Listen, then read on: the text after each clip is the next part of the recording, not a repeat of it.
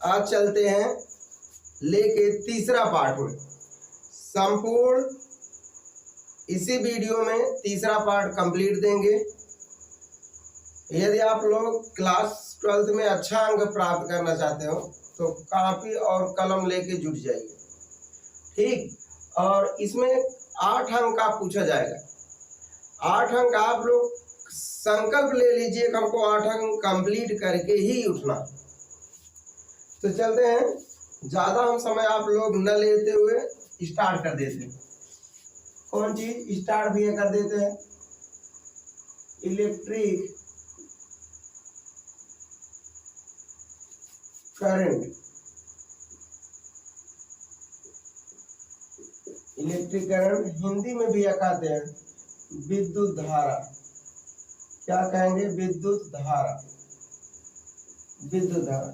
तो हम चलते हैं पहला पार्ट लेकर भैया। पहला हेडिंग इसमें विद्युत धारा क्या है? क्या इलेक्ट्रिक जो है इलेक्ट्रिक करंट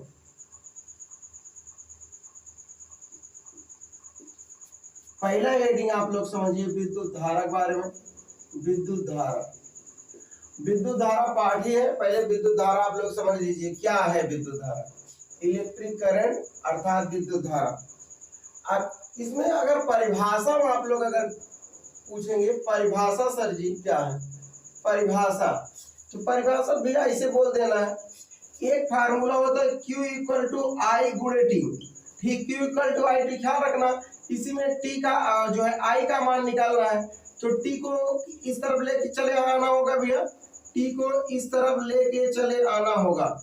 तो जब टी को इस तरफ ले आएंगे तो जब टी को इस तरफ आ जाएगा, इस तरफ बुरा इस तरफ आएगा भाग, तो इसमें हो जाएगा आई इक्वल टू क्यू बटे टी, यही होगा भैया। या आई को हम इस तरफ कर सकते हैं, क्यू बटे टी इस तरफ कर दीजिए, कोई दिक्कत नहीं। अब कोई दिक्कत नहीं, आई इक्वल टू क्यू बटे टी। और यहाँ इतना आप डायरेक्ट याद रखिएगा। परिभाषा में आप लोग इसे डायरेक्ट बता दे रहे हैं, 1 सेकंड आप लोग वेट करिए। उसके बाद परिभाषा तो 1 सेकंड में इसे बताओगे। टी के स्थान पे भैया क्या मानोगे? टी स्थान पर 1 सेकंड मानोगे। क्या मानोगे? 1 सेकंड।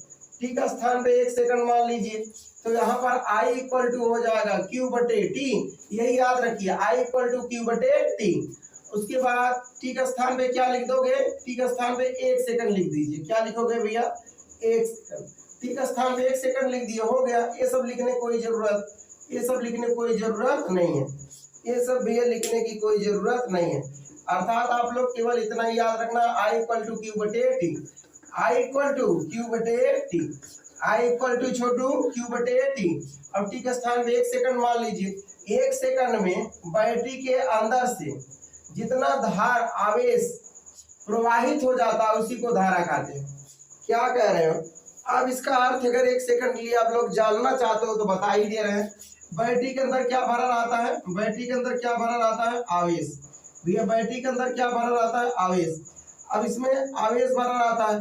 जब यही आवेश इसके अंदर आवेश भरा रहता है, आवेश। और इंग्लिश में भैया क्या कहते हैं पता है? चार्ज। क्या कहेंगे? चार्ज। इंग्लिश में कहेंगे चार्ज। 1 सेकंड में जितना आवेश या चार्ज इसी के अंदर आवेश भरा होता है। ये इलेक्ट्रॉन जब गति करने लगता है इसी इलेक्ट्रॉन को आवेश कहते हैं। 1 सेकंड में जितना चार्ज चालक में गति कर लेता है या आवेश गति कर लेता है उसी को धारा कहते हैं। 1 सेकंड में थोड़ा इलेक्ट्रॉन भैया गति करेगा, थोड़ा आवेश गति करेगा, 2 सेकंड में और ज्यादा गति कर लेगा बैटरी के अंदर से निकल के। जब यही चार्ज जो है आवेश गति करने लगता है उसी को क्या कहते हैं? धारा। तो हम लिख देते हैं। अब आप लोग समझिए ध्यान से, पहले धारा क्या है आप इसको पहले समझ लीजिए। धारा है क्या? हम भैया धारा कैसे होता है ये आप लोग जानना जरूरी है ना।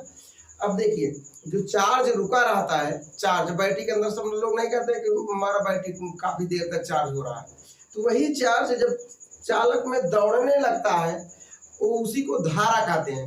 तो आप लोग कहोगे 1 सेकंड में जितना चार्ज चालक मतलब तार में गति कर लेगा उसी को धारा कहते हैं।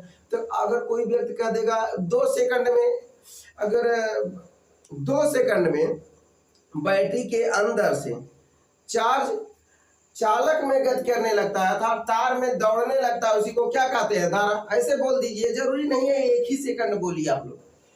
बैटरी के अंदर से 10 सेकंड में जितना चार्ज प्रवाहित हो जाता है, यही चार्ज जो है तार में गति कर लेता है, उसी को क्या कहते हैं? धारा। अब आप लोग धारा के बारे में आप लोग समझ में आ गया होगा, तो हम ज्यादा समय नहीं गवाएंगे भैया। हर एक परिभाषा हम लिख कर समझाएंगे ताकि आप लोग लिख लो। परिभाषा में यहाँ पर हम परिभाषा इसका दे रहे हैं। अब परिभाषा यहाँ से हम लिख दे रहे हैं। 1 सेकंड में क्या लिखेंगे? 1 सेकंड में 1 सेकंड में बैटरी के अंदर से जितना आवेश जो है चालक में गति कर लेगा। तो एकदम सिंपल हम अपने भाषा में लिखते हैं। 1 सेकंड में बैटरी के अंदर से क्या? बैटरी के अंदर से बैटरी के अंदर से चार्ज क्या भैया? चार्ज उसके बाद चालक में गति करने लेता है। 1 सेकंड में बैटरी के अंदर से चार्ज मतलब आवेश कहते हैं भैया इसी को। आवेश तार में गति कर लेता है, तार में गति कर लेता है। क्या? गति कर लेता है।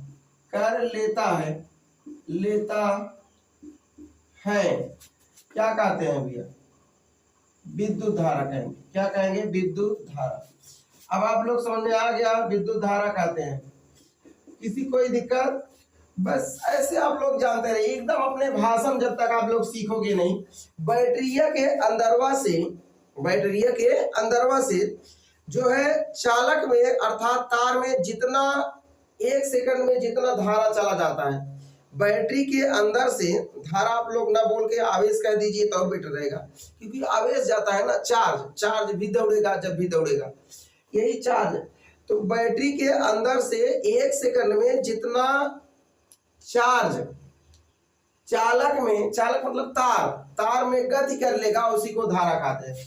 तो ओ और अथवा कह सकते हो। अथवा में एक बता दे रहे हैं 1 सेकंड में। देखिए 1 सेकंड में जितना आवेश, क्यू क्या है भैया?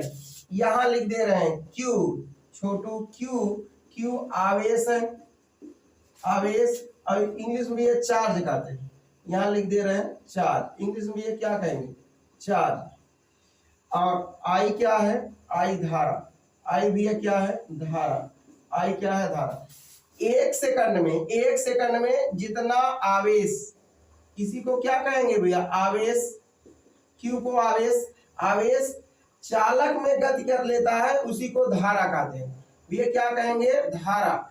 अब आप लोग एकदम बेटर समझ में आ गया होगा। 1 सेकंड में जितना आवेश तार में दौड़ लेता है भैया, तार में दौड़ लेता है, उसी को धारा कहते हैं। हो गया। अब आप लोग अगर हम ओ और अथवा करके बताएं तो यहाँ पर 1 सेकंड में जितना आवेश प्रवाहित हो जाता है चालक में, उसी को धारा कहते हैं। तो यही इसको भी लिख देते हैं। 1 सेकंड में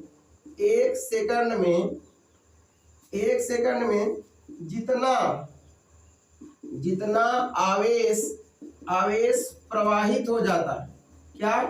प्रवाहित हो जाता है, उसी को धारा कहते हैं।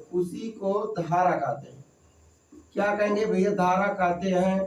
ठीक। जो अब देखिए, जो आप लोग समझ में ना आए, थोड़ा तेज लिख रहे हैं तो ऐसे करिएगा। हम बोल रहे हैं मुख से भैया, वही आप लोग लिख लीजिए। अब इसमें आप लोग लिखोगे विद्युत धारा का मात्रक क्लियर होता है। क्या लिखोगे भैया?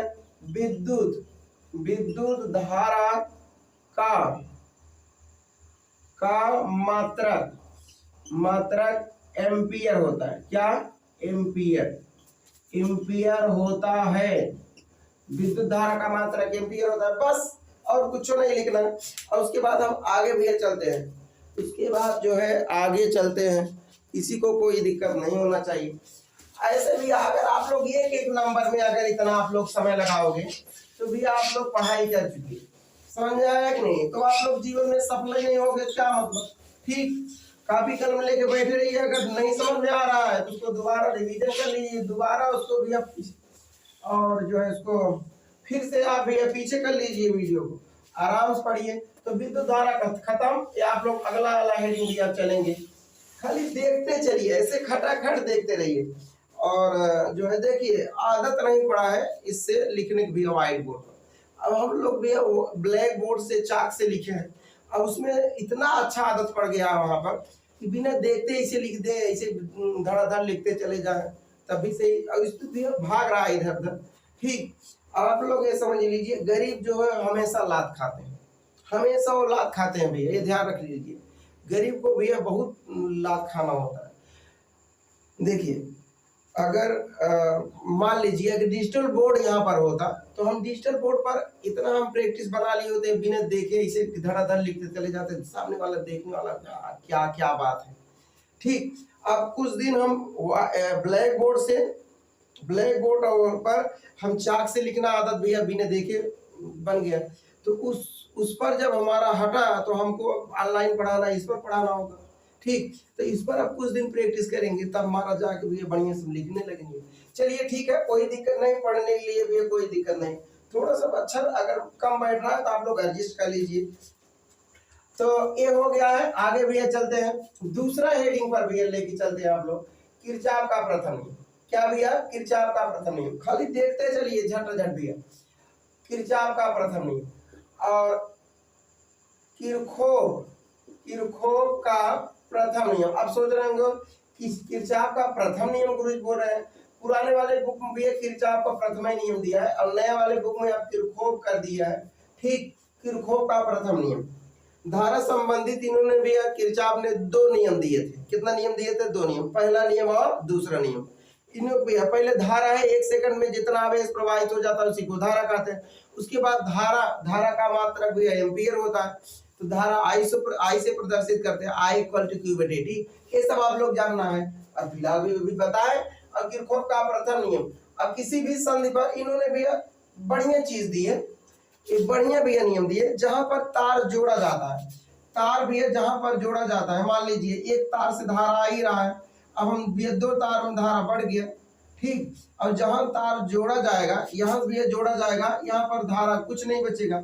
मान लीजिए अगर कोई एक हाथ से ऐसे लाके भैया हमारे हाथ में दे दिए, अब हम एक तरफ भैया इधर हम फेंक दिए, एक भैया मार कर 2 जगह फेंक दिए, 2 हाथ पर, तो हमारे स्थान पर भी कुछ नहीं बचेगा। इसी को संधि कहते हैं। इसी को क्या कहेंगे? चालक में संधि कहेंगे। क्या भैया कहेंगे? संधि। एक तार से धारा आया, ये 2 तार में भैया धारा चला गया। अब कहोगे गुरुजी कैसे आपको पता चला गया? क्योंकि तीर निशान देखिए, बीच वाला संधि होता है, जहां तार जोड़ा जाता है, इसी को भैया क्या कहते हैं? संधि। क्या कहेंगे भैया? संधि कहेंगे। अब आप लोग इसी भैया बीच में कुछ संधि कहेंगे। अब एक तार में धारा आ रहा है, तो भैया ये देखिए, अब तीर निशान इसका इधर धारा आ रहा है और इस तरफ भी इस संधि से ये 2 धारा जो दूर जा रहा है, तो I1 I2 कर दीजिए, I3 कर दीजिए, तो यहाँ पर संधि पर शून्य बचेगा। जितना आया ये बांट दिया, यहाँ पर बेचारा शून्य बचेगा, तो संधि पर शून्य हो जाता है। किरचॉफ का प्रथम नियम बताओगे, किसी भी संधि पर मिलने वाली धाराओं का बीजगणितीय योग शून्य होता है। तो भैया क्या लिखोगे? किसी भी संधि पर, देखिए ध्यान से, जल्दी अगर हिंदी भी गलत हो जाता है जल्दी में, तो हम हिंदी पढ़ाने नहीं आए हैं, क्योंकि हम क्या पढ़ाए? फिजिक्स पढ़ाने आए हैं। ठीक, अब हिंदी पढ़ाने आए नहीं। किसी भी संधि पर, क्या? किसी भी संधि पर मिलने वाली धाराओं का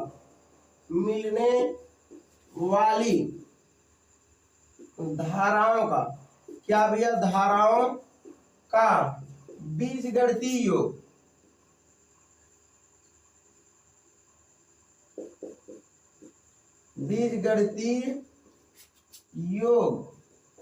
शून्य होता है। किसी भी शून्य होता है, किसी भी संधि पर मिलने वाली धाराओं का बीजगणितीय योग शून्य होता है। इतना याद रखिए, सिग्मा I = 0। अब आप लोग देखिए, सिग्मा को बोलते हैं, टेढ़ू भगत को भैया बोलते हैं क्या? ये टेढ़ू को भैया बीजगणितीय योग बोलते हैं। क्या बोलते हैं भैया? बीजगणितीय योग। क्या कहेंगे भैया? बीजगणितीय योग। आई को भैया क्या कहेंगे? सिग्मा आई। भैया क्या बोल दीजिए? आई को धारा कहते हैं, करंट। क्या कहेंगे भैया? धारा। तो देखिए किसी भी संधि पर मिलने वाली धाराओं का, इसका नाम क्या है, पहले देखिए यहीं चित्र बनाइए, यहीं से धाराओं का बीजगणितीय योग शून्य होता है, बस धाराओं का बीजगणितीय योग शून्य होता है, इसको धारा कहते हैं, इसको बीजगणितीय योग कहते हैं, धाराओं का बीजगणितीय योग शून्य हो गया, बात खत्म भैया, बात खत्म। उसके बाद अगला वाला भैया टॉपिक पर चलते हैं, संधि। अब आप लोग एक बहुत अच्छा भैया नियम दे दिया गया, इसमें एक बहुत अच्छा नियम दे दिया गया, इसी भैया किरचॉफ महाराज ने बता दिए। कह रहे अगर एक तार से धारा आ रहा है, अगर दो तार में बढ़ गया तो एक तार का धारा का योग और ये दोनों तार का धारा का योग आपस में बराबर होना चाहिए। भैया बहुत सिंपल बात है, बराबर होना चाहिए। एक नारा से पानी आ रहा है, दो नारा छोटी छोटी नारा में बढ़ गया, दोनों नारा का पानी का योग नारा पानी, एक नारा पानी के योग बराबर नहीं होगा। आधा दिमाग रहेगा, जिसको भी ट्यूनिंग दिमाग होता है, समझ में आया कि नहीं, जिसको जो है ट्यूनिंग दिमाग होता है वो भी बता लेगा। देखिए ऐसे हम भी ऑफलाइन क्लास 12th में बच्चे पढ़ा रहे थे, तो ये एक लड़की उसमें थी, बार बार भैया पूछ रही थी, उसको समझ में आ गया, यही बता रहे थे। अब हम ये बता रहे हैं, जो है उनको ख्याल आ गया भी ये टॉपिक। तो एक लड़का था, ऐसे बोल दिया कि सर आ गया समझ में, तो हम कहे ठीक है बच्चा, अब भैया आपको समझ में आ गया तो सबको जरूरी है। तो एक बार पूछी, दो बार पूछी, तीन बार पूछी, चार बार पूछी, भैया हमको ऐसे लग रहा था कि उसको आ गई है, ये और भैया पूछते जा रही थी। हम कहे बेटा आपको समझ में आ गया होगा, इतना सिंपल बात है, ये एक नारम पानी अगर आ रहा है, बड़ा नारम पानी, दो छोटी छोटी नारम बढ़ गया, एक नारक पानी की योग, अगर दोनों नारक पानी की योग अगर जोड़ दिया जाएगा बराबर होगा। तो कह रही तब भी नहीं समझ आ रहा, तो एक लड़का धीरे से बोल दिया सर, और वो लड़की सुन नहीं पाई, कह रही थी सर, वो भैया कह रहा था जी, वो कह रहा था कि सर हम सुने हैं कि लड़की लोग ट्यूनिंग दिमाग होता है, हमको ये लग रहा है कि ट्यूनिंग भी नहीं होता है। चलिए आगे देखते हैं। अब उसके बाद आगे देखिए भैया, ऐसे बात बोल देते, इधर अगर दिमाग पढ़ाई में लगा देना तो वो कहाँ से कहाँ पहुंच जाए भैया। अब यहाँ पर देखिए, तो यही भैया चित्रों देख के बना दे रहे हैं, कौन चीज यहाँ इसको मिटा फिर से बना दे रहे हैं। तो यहाँ पर हम लिख दे रहे हैं भैया, आई क्या है, धारा, आई क्या है, छोटू धारा है, और इसे क्या कहेंगे भैया, बीजगणितीय योग। क्या कहेंगे भैया, बीजगणितीय योग, क्या कहेंगे भैया, बीजगणितीय योग। बस धाराओं का, आई क्या है, छोटू धारा, धाराओं का बीजगणितीय योग शून्य होता है, बात खत्म। ऐसे भैया धड़ाधड़ देखिए, अभी घंटों के जवाब मिनटों में पूरी तरह सुनना हो जाए बताना आपने। अब इसमें आगे भैया इसी भी किरचॉफ प्रथम नियम खत्म नहीं हुआ है, किरचॉफ का जो है भैया प्रथम नियम खत्म नहीं हुआ है। तो यही चित्र देख के भैया बोलिएगा आप लोग, बीच में भैया आप लोग क्या कह सकते हो, बीच में भैया आप क्या कह सकते हो, I1 एक से भैया एक तार से धारा आ रहा है, यही दो तार में बढ़ गया, यहाँ पर बीच में आप संधि कहेंगे, जहां तार जोड़ा जाता है, इसी को भैया क्या कहेंगे, संधि। क्या कहेंगे भैया, संधि। I1 हो गया, यहाँ पर I2 हो गया, I3 हो गया। मान लीजिए एक बड़ा नारा है और दो छोटे छोटे नारा में भैया पानी बढ़ गया, इन दोनों नारा का योग, पानी का योग, एक नारा पानी के योग बराबर नहीं होगा, तो भैया बराबर होगा। लेकिन ये द्रव संबंधित नियम तो बताए नहीं थे, ये धारा संबंधित नियम बताए थे किरचॉफ महाराज, इन्होंने बताए थे कि एक तार में धारा जा रहा है, अगर भैया दो तार में धारा बढ़ जाएगा तो दोनों का योग और एक तार की धारा का योग के बराबर होता है, यही बताए थे भैया। ये बीच में संधि कहते हैं, इस संधि की तरफ जा रहा है, इसके तीर से भैया देखिए, तीर से, तीर किसी नोक से देखिए संधि की तरफ जा रहा है, इसके नोक से देखिए दूर जा रहा है, इस संधि से दूर जा रहा है, तो हम बोलते हैं संधि की तरफ जाने वाली धारा का योग और संधि से दूर जाने वाली दोनों का धारा का योग आपस में बराबर होगा। ये इंपॉर्टेंट बात है, यही भैया चल रहे हैं लिखने, संधि की तरफ जाने वाली धारा का योग हम लिख दे रहे हैं भैया, परिभाषा लिखते चल रहे हैं, संधि की तरफ जाने वाली धारा का योग, संधि की तरफ जाने वाली धारा का योग, जाने वाली धारा का योग, क्या, धारा का योग, संधि की तरफ जाने वाली धारा का योग, ठीक, योग और जो है संधि से दूर जाने वाली धारा का योग, संधि से दूर जाने वाली धारा का योग, दूर जाने वाली धारा का योग क्या होता है? धारा का योग बराबर होता है। ये क्या होता है?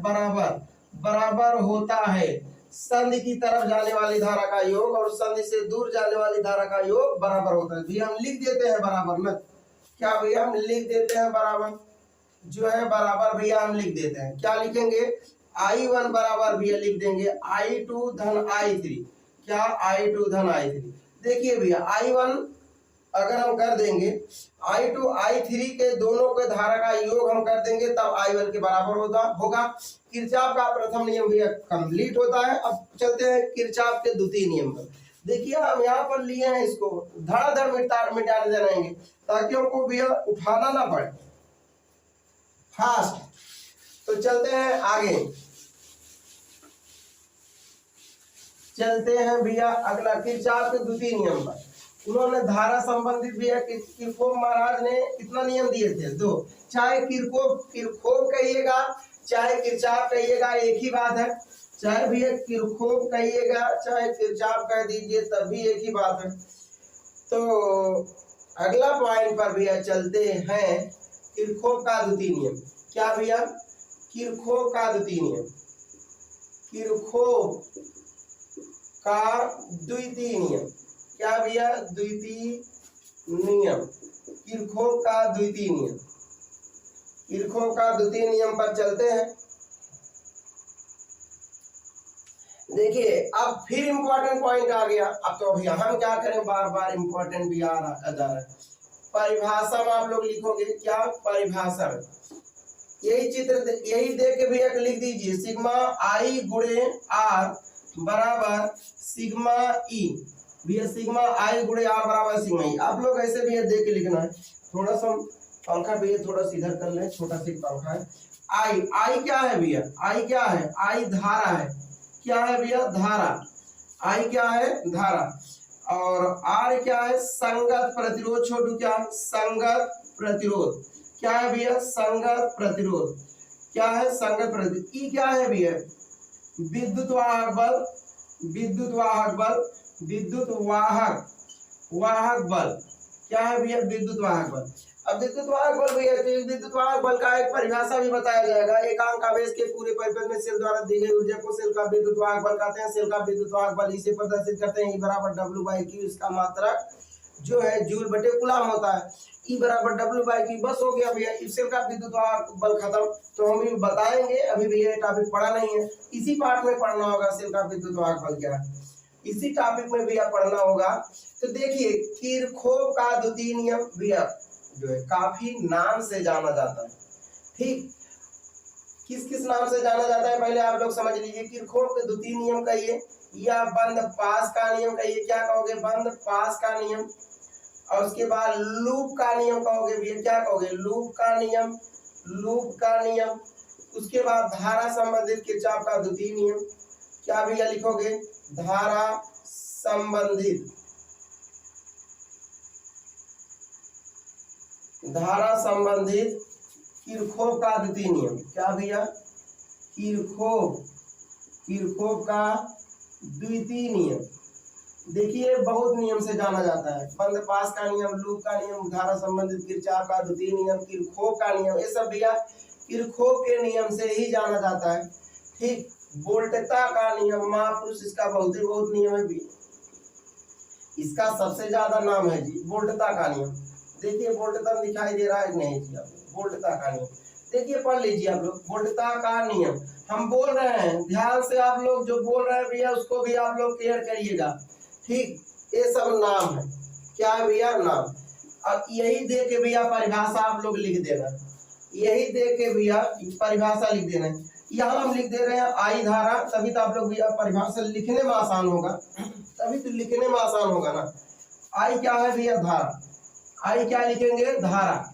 उसके बाद R क्या है? संगत प्रतिरोध। इसमें R क्या है? संगत प्रतिरोध, संगत प्रतिरोध। क्या लिखेंगे भैया? संगत प्रतिरोध। और उसके बाद जो है E क्या है? विद्युत वाहक बल, क्या है भैया, विद्युत वाहक बल, विद्युत वाहक बल, विद्युत वाहक बल। भैया देखिए ऊपर से नहीं जा रहा है, ऊपर जाना ही नहीं चाहिए, लेकिन जो नहीं समझ में आ रहा है उसको भैया वीडियो जो है पीछे कर लीजिए, आप लोग घसरा दीजिए, उसके बाद फिर से आप पढ़िए, ठीक। तो आप लोग कोई दिक्कत नहीं, खा रहे हो भैया तब भी पढ़ो, खाना खा रहे हो तब भी पढ़ो, कुछ काम कर रहे हो तब भी पढ़ो। आप भैया ऐसे पढ़ते रहिए हमेशा, जब तक आपका मेन लक्ष्य ना प्राप्त हो जाए। देखिए भैया पढ़ाई इतना बेटर आप लोग करना है, जिस तरह एक बेटी के लिए एक बाप तब तक भैया उसके लिए जो है वह ढूंढता रहता है जब तक भैया उसके लिए अपने पाला जाए अच्छी तरह से। तो आप लोग तब तक पढ़ाई भैया करते रहिए, तब तक पढ़ाई करिए, एक जिम्मेदार बनिए। जब तक आप लोग जिम्मेदार नहीं बनोगे तब तक भैया नहीं आप किसी चीज में सफलता होगा। ये आप लोग लिख लीजिए पॉइंट भी अब बातें हैं। अब आप लोग आगे चलते हैं, क्या किरचॉफ का द्वितीय नियम, तब भी आप लोग किरचॉफ का द्वितीय नियम लिखोगे। अगर कहा जाएगा बंद पास का नियम लिखिए तब भी किरचॉफ का द्वितीय नियम भी लिखना है। आप लूप का नियम लिखिए तब भी किरचॉफ का द्वितीय नियम लिखिए। धारा संबंधित किरचॉफ का द्वितीय नियम तब भी वही भी है। वोल्टता का नियम तब भी वही है। ऐसे भी आप लोग याद रखना, सिग्मा आई गुणे आर। क्या भैया लिखोगे, सिग्मा, ये सिग्मा है, सिग्मा को हिंदी में कहते हैं बीजगणितीय योग। क्या कहेंगे भैया, बीजगणितीय योग। क्या कहेंगे भैया, बीजगणितीय योग। तो सिग्मा आई गुणे आर बराबर सिग्मा ही, कैसे बोलोगे बता दे रहे हैं, उसके बाद आगे चलते हैं। आई क्या है, धारा है भैया। आर क्या है, संगत प्रतिरोध है। इसका नाम क्या है, सिग्मा है। क्या है भैया, सिग्मा। और ई क्या है भैया, विद्युत वाहक बल। और इसी सिग्मा को कहते हैं बीजगणितीय योग। क्या कहेंगे भैया, बीजगणितीय। यहाँ पर थोड़ा केयर करिएगा, धारा इसका नाम क्या है, संगत प्रतिरोध के इसका नाम क्या है, गुणा को कहते हैं गुणनफल को। धारा संगत प्रतिरोध के गुणनफल के इसका नाम क्या है, बीजगणितीय योग। उस परिपथ में जब इधर से उधर जाओगे भैया, उस परिपथ का होगे बराबर उस तरफ जाओगे, उस परिपथ में विद्युत वाहक बल बीजगणितीय योग के बराबर होता है। इसको आप कहोगे धारा, और इसको कहेंगे भैया संगत प्रतिरोध। क्या कहोगे, संगत प्रतिरोध। क्या कहा जाएगा, संगत प्रतिरोध। और इसका नाम क्या है, गुणनफल भैया। क्या, गुणनफल। और इसका नाम क्या है भैया, बीजगणितीय योग। बीजगणितीय योग, बीजगणितीय योग हो गया भैया। अब आप लोग समझिए, धारा देखिए यहाँ पर धारा, उसके बाद इसका नाम ले लीजिए संगत प्रतिरोध के। धारा संगत प्रतिरोध के, इसका नाम गुणनफल के। बीजगणितीय योग उस परिपथ में विद्युत वाहक बल, इसका नाम विद्युत वाहक बल। क्या है भैया, विद्युत वाहक बल, विद्युत वाहक बल। उसके बाद इसका नाम क्या है, बीजगणितीय योग के बराबर होता है। बीजगणितीय योग के बराबर होता है, बीजगणितीय योग के बराबर होता है, बीजगणितीय योग के बराबर होता है। यहाँ बत्ती नहीं लिखे, अब आप लोग एडजस्ट कर लीजिए। बीजगणितीय योग के बराबर होता है। क्या भैया, योग के बराबर होता है, बीजगणितीय योग के बराबर होता है। हो गया भैया। अब बताओ इसमें किसी को ये दिक्कत है, देखिए ऐसे बोल देना है भैया। यहाँ पर पहला भैया हेडिंग बोल दीजिए आप लोग भैया। देखिए जब तक आप दिमाग के पहला नंबर, दूसरा नंबर बोल दीजिए, तीसरा नंबर बोल दीजिए, चौथा नंबर बोल दीजिए उस परिपथ में, और विद्युत वाहक बल पांचवा नंबर, छठवां नंबर खत्म हो जाएगा। देखिए धारा संगत प्रतिरोध के गुणनफल के बीजगणितीय योग उस परिपथ में विद्युत वाहक बल बीजगणितीय योग के बराबर होता है। बीच वाला बराबर का हो गया। इसी तरह भैया देख के कहना, आप लोग फार्मूले से भी काम चला लिया करो। ये जरूरी थोड़ी है भैया कि आप जो है आंख मूंद कर ही रखो, ठीक।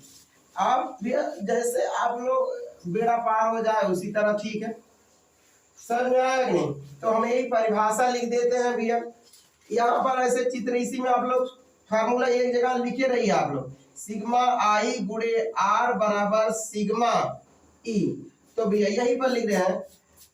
देखिए अगर आप हल्का से कुछ पॉइंट कर दो, बंद पास का नियम, बंद पास का नियम लगाते समय ऐसे बोल दोगे सोने में सुहागा। अगर हल्का से ज्यादा बोल दोगे भैया सोने में सुहागा, तो क्या कहोगे? बंद पास का नियम लगाते समय। हम परिभाषा इसका लिख दे रहे हैं भैया, परिभाषा। क्या लिख दे रहे हैं? परिभाषा। उसके बाद कहोगे बंद पास का नियम लगाते समय, बंद पास का नियम लगाते समय, बंद पास का नियम लगाते समय, बंद पास का नियम लगाते समय, बंद पास का नियम लगाते समय, लगाते समय, बंद पास का नियम लगाते समय भी वही बोल रहे हैं। बंद पास का नियम लगाते समय धारा संगत प्रतिरोध के गुणनफल के बीजगणितीय योग उस परिपथ में विद्युत वाहक बल बीजगणितीय योग के बराबर होता है। तो बंद पास का नियम लगाते समय धारा, वही लिख रहे हैं भैया, धारा संगत प्रतिरोध के, संगत प्रतिरोध के, संगत प्रतिरोध के, संगत प्रतिरोध के गुणनफल के, क्या? गुणनफल के, गुणनफल के बीजगणितीय योग, बीजगणितीय, क्या? बीजगणितीय योग, बीजगणितीय योग उस परिपथ में, उस परिपथ में, देखिए बड़ा हो गया ना, ऐसे लग रहा है छोटा है, उस परिपथ में विद्युत वाहक बल, क्या भैया लिखोगे? विद्युत वाहक, वाहक बल, विद्युत वाहक बल बीजगणितीय योग के बराबर होता है। क्या भैया लिखना पड़ेगा? बीजगणितीय, गणितीय योग के बराबर होता है। क्या भैया? बराबर,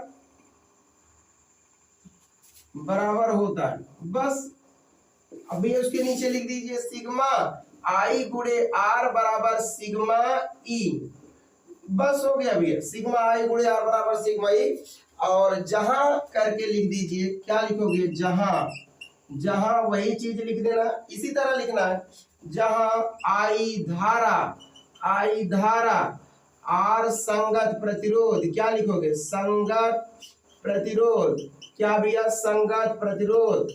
और उसके बाद ई क्या है? विद्युत वाहक बल, क्या लिखोगे भैया? विद्युत वाहक, वाहक बल, ऐसे भैया लिख देना है। बस हो गया, यही भैया स्टार्ट करिए, उसके बाद खत्म।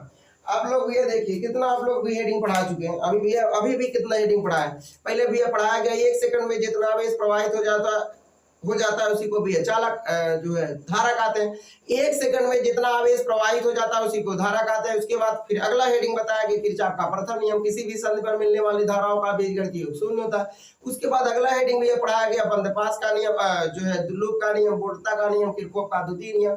इस नियम लगाते समय या बंदपास का नियम लगाते समय, बंदपास का नियम लगाते समय धारा संगत प्रतिरोध के गुणनफल के बीजगणितीय योग उस परिपथ में विद्युत वाहक बल बीजगणितीय योग के बराबर हो। इस तरह आप लोग भैया कहना, ऐसे भैया नहीं धीरे धीरे चलना है। आप लोग 1 सेकंड में जितना आवेश प्रवाहित हो जाता है उसी को धारा कहते हैं। धारा का मात्रक एम्पियर होता है। I इक्वल टू Q बटे T, ऐसे बोल देना है। उसके बाद फिर अगला पॉइंट भी बताओगे किरचॉफ का प्रथम नियम, किसी भी संधि पर मिलने वाली धाराओं का बीजगणितीय योग शून्य होता है, सिग्मा आई बराबर 0। उसके बाद किरचॉफ का द्वितीय नियम या बंदपास का नियम, लूप का नियम, वोल्टता का नियम। उसके बाद आप लोग वोल्टता का नियम भी आप कहोगे, तो इसमें आप लोग भैया बोलना होगा धारा संगत प्रतिरोध के गुणनफल के बीजगणितीय योग उस परिपथ में विद्युत वाहक बल बीजगणितीय योग के बराबर होता है। बात खत्म। अगला भैया टॉपिक पर चलते हैं। अभी ये टॉपिक भैया खत्म नहीं हुआ है।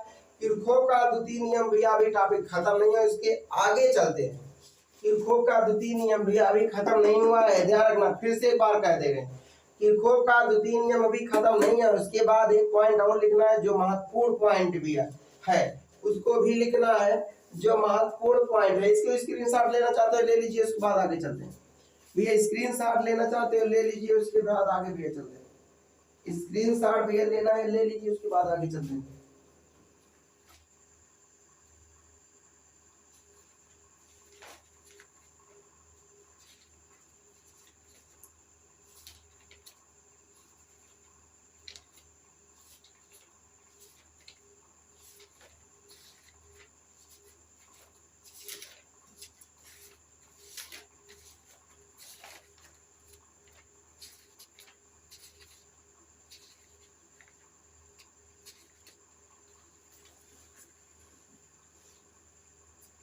आगे भैया चलते हैं, मिटा दें, हम मिटा दे रहे हैं जी। आप लोग तुरंत आप लोग ले लिया करो स्क्रीनशॉट, और लिखना गुना हो तुरंत भी। इसके बाद भी खत्म नहीं हुआ है, इसके आगे चलते हैं भैया। इसी तरह आप लोग धड़ाधड़ भैया लिखना है, ठीक।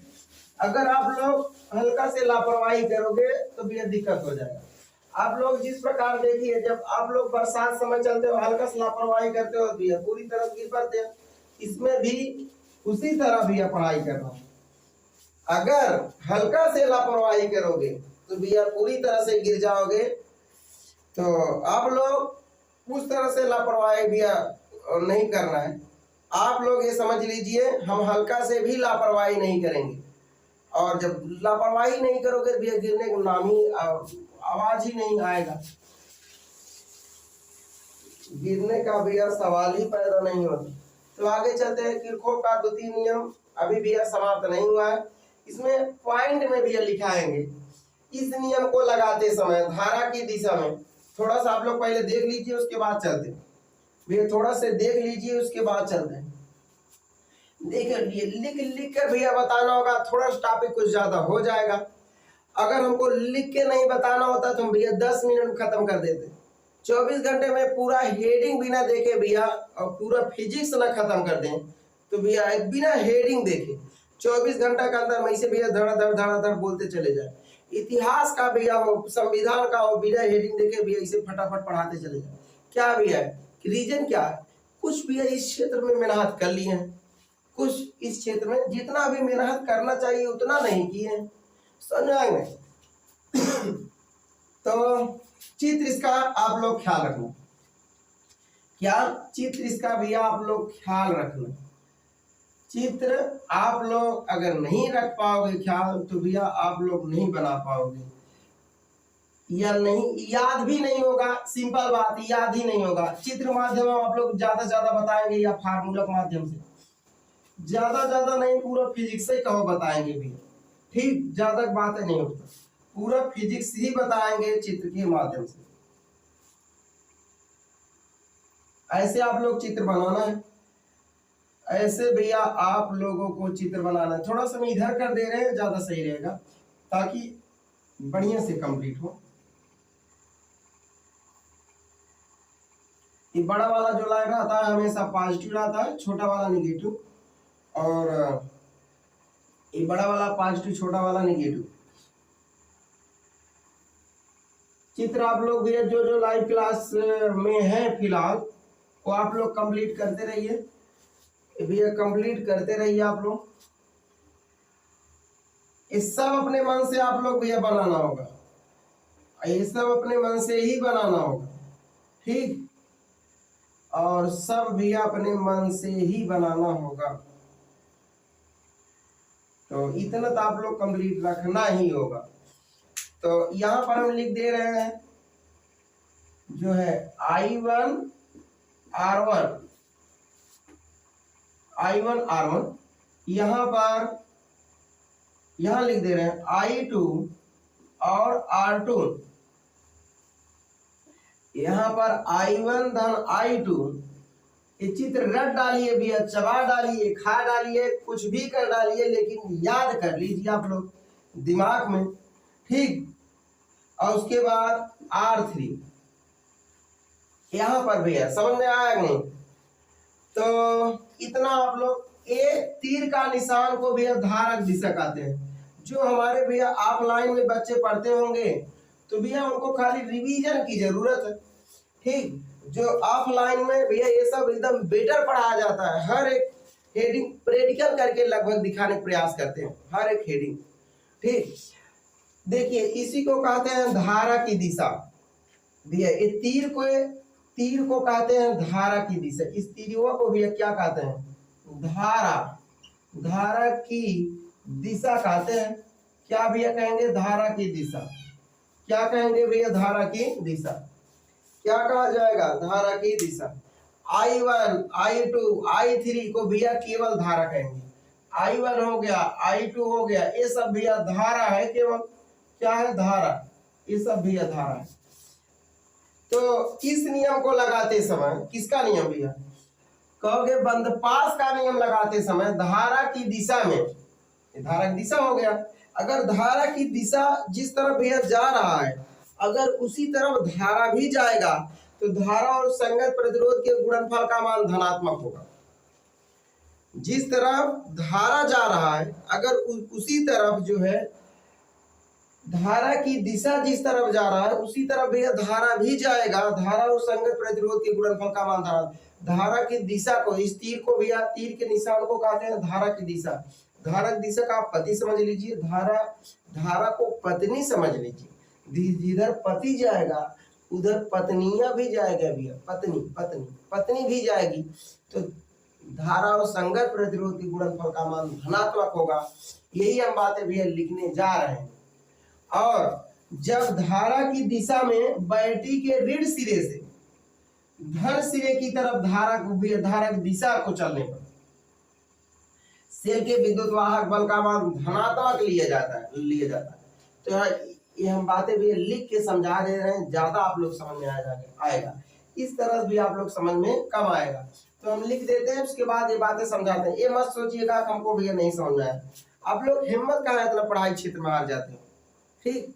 और भैया जहाँ आप लोग देखिए पढ़ाई क्षेत्र के अलावा अगर भैया कोई भी क्षेत्र हो जाए उसमें आप लोग हिम्मत नहीं आते। पढ़ाई क्षेत्र में अगर एक बच्चा आगे बैठ गया, हल्का से कम दिखाई दे रहा है भी आप लोग देखना ही बंद कर देते। एक बार अध्यापक कह देते सर हमको दिखाई नहीं दे रहा, तो उस कंडीशन में अध्यापक नहीं सुना तो कहोगे हम नहीं देखेंगे, हम देखेंगे ही नहीं, ठीक। हम सर जी बताएं नहीं, सुन ही नहीं रहे। तो अगर अध्यापक को दोबारा कह दिए आप कहाँ देख नहीं रहे हो जी, तो कहोगे सर जी अभी आपको बोले कि आप सर इनको बगल कर लीजिए, आप बगल ही नहीं किए तो हम कैसे, हमको दिखाई नहीं दे रहा। लेकिन वही समय बारात में देख लीजिए जब जो है द्वार पूजा लगता है, अगर एक लोग भी आगे खड़े हो गए तो भैया तब भी एडजस्ट कर लेते हो, दो लोग भी खड़े हो गए तब भी एडजस्ट कर लेते हो, तीन लोग भी खड़े हो गए तब भी एडजस्ट कर लेते हो। तब उसमें कितना भी लोग आगे खड़े हो जाओ उस समय एडजस्ट कर लेते हो, कोई दिक्कत नहीं होने वाला है। लेकिन पढ़ाई के क्षेत्र में आप लोग हल्का फुल्का भी नहीं एडजस्ट करते हो, 1% भी नहीं एडजस्ट करते हो। ये बातें भैया आपके जो है आपका दिमाग जो है बता रहा होगा ये बातें सही बात है गलत बात है, ठीक। तो आगे चलते हैं। अब आप लोग आगे भैया ले चलते हैं आप लोग को धारा के दिशा में। हम यही बातें लिखे हैं, धारा की दिशा में धारा को जाने पर। थोड़ा सा अच्छा टॉपिक है, इसमें आप लोग 2, 3, 4 बार वीडियो भैया देखना।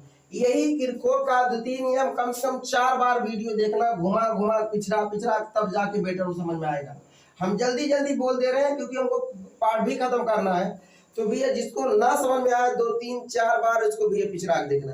किसी अध्यापक चक्कर मत पड़ना। अध्यापक भैया अपने आप को जो है सोचते हैं, अपने आप को सोचते हैं हम टॉप किए थे, ऐसे किए थे वैसे किए थे, आप लोग मनोबल नीचा कर देते हैं। वो भी भैया 10 बार पढ़े हैं तब आज आके पढ़ा रहे हैं। चलिए आगे देखते हैं। इस नियम को लगाते समय धारा की दिशा में धारा को जाने पर, लेकिन भैया सब अध्यापक उस तरह से नहीं होते हैं, ये आप लोग समझ। इस नियम को लगाते समय धारा की दिशा में धारा को जाने पर, इस नियम को लगाते समय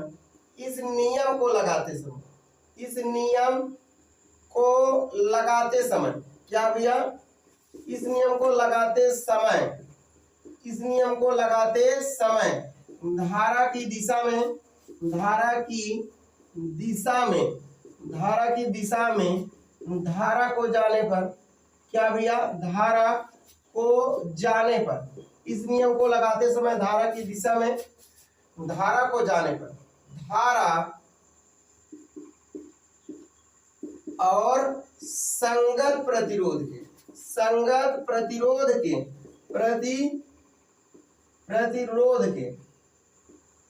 धारा और संगत प्रतिरोध के गुणनफल के, क्या गुणनफल, धारा और संगत प्रतिरोध के गुणनफल के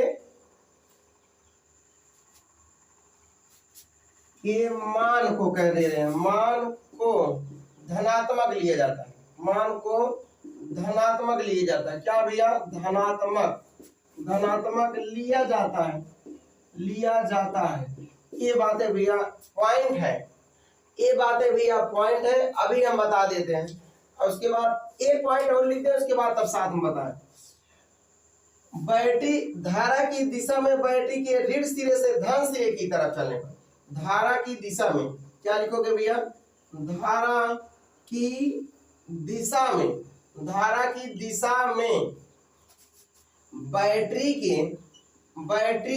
के ऋण सिरे से, क्या भैया, बैटरी के ऋण सिरे से, बैटरी के ऋण सिरे से धन सिरे की तरफ चलने पर, धन सिरे की तरफ चलने पर, धन सिरे की तरफ चलने पर, तरफ चलने पर धारा की दिशा में, यहाँ पर भैया बातें योग्य लिखा गया है, इंपॉर्टेंट लिखा गया, धारा की दिशा में बैटरी के ऋण सिरे से धन सिरे की तरफ चलने पर सेल के विद्युत वाहक बल का मान धनात्मक होता है। तो सेल का विद्युत वाहक बल का मान, विद्युत वाहक बल का मान क्या होता है, धनात्मक होता है।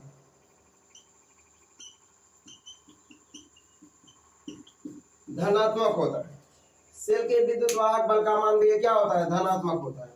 क्या होता है, धनात्मक होता है। देखिए ये आप लोग भैया, जो आप लोग अगर समझ में ना आए, जो आप लोग समझ में ना आए भैया, वही तो बातें बोल रहे हैं जी, वही बातें बोल रहे हैं। अगर हिंदी आप लोग बारम नहीं आ रहा है, दिक्कत है। हिंदी भी कुछ न कुछ गलत हो जाता है, लेकिन भी उतना भी गलत नहीं होना चाहिए, ठीक। और एक पॉइंट यहाँ पर लिखे हैं, देखिए ये पॉइंट भैया इंपॉर्टेंट है। धारा की दिशा में बैटरी के ऋण सिरे से धन सिरे की तरफ चलने पर सेल का विद्युत वाहक बल का मान धनात्मक होता है। यहाँ पर E1 लेना पड़ेगा, यहाँ पर भी E और 2 लेना पड़ेगा। और धारा के दिशा में धन सिरे से ऋण सिरे की तरफ चलने पर, धारा की दिशा में धन सिरे से ऋण सिरे की तरफ चलने पर, धारा की दिशा में क्या, धारा की दिशा में, धारा की दिशा में, धारा की दिशा में धन सिरे से, धन सिरे से, धन सिरे से ऋण सिरे की तरफ चलने पर, ऋण सिरे की तरफ चलने पर, ऋण सिरे की तरफ चलने पर, ऋण सिरे की तरफ चलने पर सेल के विद्युत वाहक बल का मान, सेल के विद्युत वाहक बल का मान, विद्युत वाहक बल का मान ऋणात्मक होता है। क्या होता है भैया, ऋणात्मक होता है। ये बातें भैया पॉइंट वाइज है। हम यही चीज यहाँ फार्मूला, इसके बाद जो है, इसके बाद यहाँ पर फार्मूला लिखना होगा। यहाँ पर लिख के भैया समझा दे रहे हैं फार्मूला। जो बातें लिखा गया है भैया, देखिए इतना बातें लिखा गया, हम समझा दे रहे हैं बढ़िया से। कह रहा है यही बातें लिखा गया, धारा की दिशा में अगर ये धारा I1 जाएगा तो धारा और संगत प्रतिरोध के गुणनफल के मान दोनों धनात्मक लिखा जाएगा। जो बातें लिखा गया है वही बातें यहाँ पर बतलाने जा रहे हैं। तो धारा की दिशा में ये धारक दिशा हो गया, और उसी तरफ धारा भी जाएगा जिस तरफ धारक दिशा, ये धारक दिशा है, तीर निशान धारक दिशा कहते हैं। धारक दिशा भी है, जिस तरफ जाएगा उसी तरफ धारा जाएगा। धारा और संगत प्रतिरोध के गुणनफल का मान धनात्मक होगा, अर्थात I1 गुणे R1 लिख सकते हैं, ठीक। उसके बाद आगे भैया चलते हैं, यही इसके बाद लिखना है, इसके बाद पॉइंट ये लिखना है जो लिख रहे हैं। और देखिए धारा की दिशा इस तरफ जा रहा है, लेकिन I2 भी इस तरफ जा रहा है, धारा भी इस तरफ जा रहा है, धारक दिशा इस तरफ जा रहा है, लेकिन I2 भी इस तरफ जा रहा है। और धारा और संगत प्रतिरोध, देखा धारक दिशा में, देखिए धारा की दिशा के विपरीत इस धारा को जाने पर, धारा के दिशा के विपरीत धारा को जाने पर धारा और संगत प्रतिरोध के गुणनफल का मान ऋणात्मक होगा, माइनस I2 गुणे R2। इस बातें भी ध्यान रखना, धारा की दिशा में I2 नहीं जा रहा, उसके विपरीत दिशा में जा रहा है, इसलिए धारा और संगत प्रतिरोध के गुणनफल का मान ऋणात्मक होता है। क्या होता है भैया, ऋणात्मक। और आगे देखिए, अब ये भी बातें लिखे हैं, धारा की दिशा में ऋण सिरा पहले धारक दिशा टकराएगा, फिर धन सिरे की तरफ चलने पर ऋण सिरे के धारक दिशा के थू पहले ऋण सिरा टकराएगा, उसके बाद धन सिरा टकराएगा। सेल का विद्युत वाहक बल का मान धनात्मक होता है। ये बातें भैया बढ़िया से बता चुके हैं, इसलिए E1 का मान धनात्मक होगा। और आगे देखिए, ये भी बातें लिखी हैं, धारा के दिशा में धन सिरे से ऋण सिरे की तरफ चलने पर जो है सेल का विद्युत वाहक बल का मान ऋणात्मक होता है। छोटू क्या होता है भैया, ऋणात्मक E2। ये भैया फाउल जा रहा है यहाँ से, अर्थात हम छोटा छोटा लिख दे रहे हैं, E1 माइनस E2। ये बातें भैया जो है कन्फर्म होगी। यहाँ आप लोग दिखाई नहीं दे रहा हो, थोड़ा सा छोटा लिख दे रहे हैं, E1 माइनस E2 हो गया भैया, E1 माइनस E2 हो गया। किसी कोई दिक्कत नहीं होना चाहिए, किसी को भैया कोई दिक्कत नहीं होना चाहिए। ये बातें भैया योग्य है, योग्य अर्थात महत्वपूर्ण है।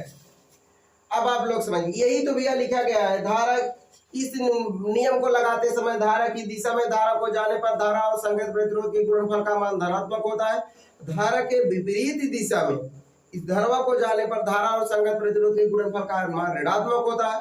बैटरी के धारा की दिशा में बैटरी के ऋण सिरे से धन सिरे की तरफ चलने पर सेल का विद्युत वाहक बल मान धनात्मक होता है, और धारा की दिशा में ऋण सिरे से और जो है धन सिरे से ऋण सिरे की तरफ जाने पर सेल का विद्युत वाहक बल मान ऋणात्मक होता है। यही बातें लिखा गया है। आगे भी ये चलते हैं, देखिए एक बात जो है हम बोले हैं, एक बार नहीं समझ में आएगा।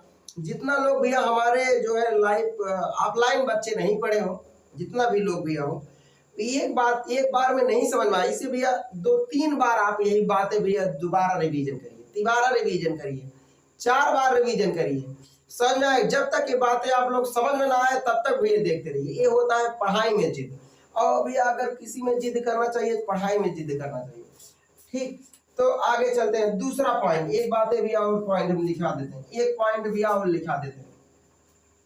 ये बंद पास 1 से भी प्राप्त हुआ, ये बंद पास 1 से कह सकते हो, ये बंद पास दूसरा से, जो है बंद पास दूसरा से, यहाँ दूसरा पॉइंट लिख दे रहे हैं, दूसरा से क्या भैया प्राप्त होगा। देखिए धारा की दिशा में, ये भी धारा की दिशा इधर जा रहा है, तो धारा की दिशा में इस धरवा को जाने पर धारा और संगत प्रतिरोध के गुणनफल का मान धनात्मक होता है। तो भैया यहाँ पर लिखोगे I2 गुणे R2, और उसके बाद और देखिए फिर धारा की दिशा में ये इधर है, इस I1 I2 भी उधर ही जा रहा है, तो इसके लिए धारा और संगत प्रतिरोध के गुणनफल का मान धनात्मक होगा। तो प्लस लगाकर I1 धन I2 अब गुणे R3 और बराबर भैया जो है धारा की दिशा भैया पहले जो है बैटरी ऋण सिरा टकराएगा, उसके बाद धन सिरा टकराएगा, तब सेल की विद्युत वाहक बल मान धनात्मक होगा, इसलिए भैया इसमें E2 भैया धनात्मक होगा। ये बातें भैया इंपॉर्टेंट है। तो इतना आप लोग समझ में आ गया होगा भैया। आगे चलते हैं। इतना आप लोग समझ में आ गया होगा, आगे चलते हैं। इसी पार्ट में भैया हम समाप्त करने भैया पूरा जो है इस चैप्टर जो चैप्टर पढ़ रहे हो हेडिंग हम प्रयास करेंगे। ठीक, मिटा दें हम। अभी तक भैया क्या पढ़ाया गया है, रिवीजन करते रहिए बीच बीच में। पहला धारा पढ़ाया गया, 1 सेकंड में जितना आवेश प्रवाहित हो जाता है धारा कहते हैं धारा इक्वल टू भैया Q बटे T। टी का स्थान पर 1 सेकंड लेने पर तो विद्युत धारा का मात्रक एम्पियर होता है। उसके बाद भैया किरचॉफ का प्रथम नियम पढ़ाया गया, किसी भी संधि पर मिलने वाली धाराओं का बीजगणितीय योग 0 होता है, सिग्मा I बराबर 0। उसके बाद भैया आप लोग आगे पॉइंट में, इसी पॉइंट में बताया गया था, इस नियम को लगाते समय या बंदपास का नियम लगाते समय धारा संगत प्रतिरोध के गुणनफल के बीजगणितीय योग उस परिपथ में विद्युत वाहक बल बीजगणितीय योग के बराबर होता है। उसके बाद भैया अगला पॉइंट पर जो है पढ़ाया गया था। देखिए ये जरूरी नहीं है, हम थोड़ा शेडिंग आगे पीछे करके बोल देते हैं, आप लोग भी उसमें दिक्कत नहीं होना चाहिए। अगर हम क्रम वाइज आप लोग सुनना चाहते हो तो एक बार क्रम वाइज सुन लीजिए जिस प्रकार पढ़ाए हैं। पहला हेडिंग भी आप लोग क्या पढ़ाया गया था, धारा। पहला हेडिंग धारा, 1 सेकंड में जितना आवेश प्रवाहित हो जाता है उसी को धारा कहते हैं। उसके बाद दूसरा हेडिंग भैया पढ़ाया गया कि जो है किरचॉफ का प्रथम नियम, किसी भी संधि पर मिलने वाली धाराओं का बीजगणितीय योग 0 होता है। उसके बाद अगला भैया पॉइंट पढ़ाया गया था इस नियम को लगाते समय धारा की दिशा में जो है जाने पर धारा और धारा के विपरीत दिशा में जाने पर धारा और धाराओं का बीजगणितीय योग बराबर होता है। ऐसे आप लोग कह दीजिए या ऐसे बोल दीजिए जिस तरह हम लिखे हैं किताबियों में, जो है ब्लैक बोर्ड पर लिखा गया, व्हाइट बोर्ड पर लिखा गया, जो भी लिखा गया, ऐसे आप भैया कैसे आप लोग कहोगे? किरचॉफ का द्वितीय नियम एकदम बढ़िया से सीख लीजिए। इसमें आएगा क्या कहोगे भैया? किसी भी संधि पर मिलने वाली धाराओं का बीजगणितीय शून्य होता है, हो गया।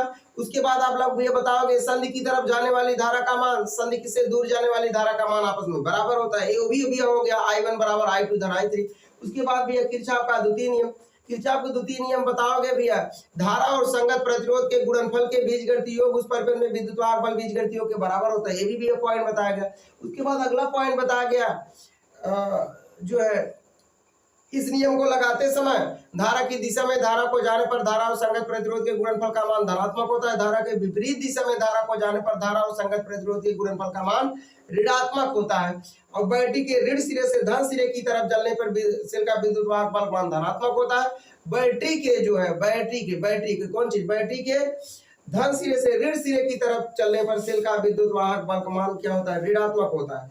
ये भैया बातें योग्य है, इंपॉर्टेंट बातें हैं भैया, ये सब आप लोग कंप्लीट रखिए। किरचॉफ का प्रथम नियम सेकंड नियम समाप्त होता है। अगला पॉइंट पर भैया चलते हैं।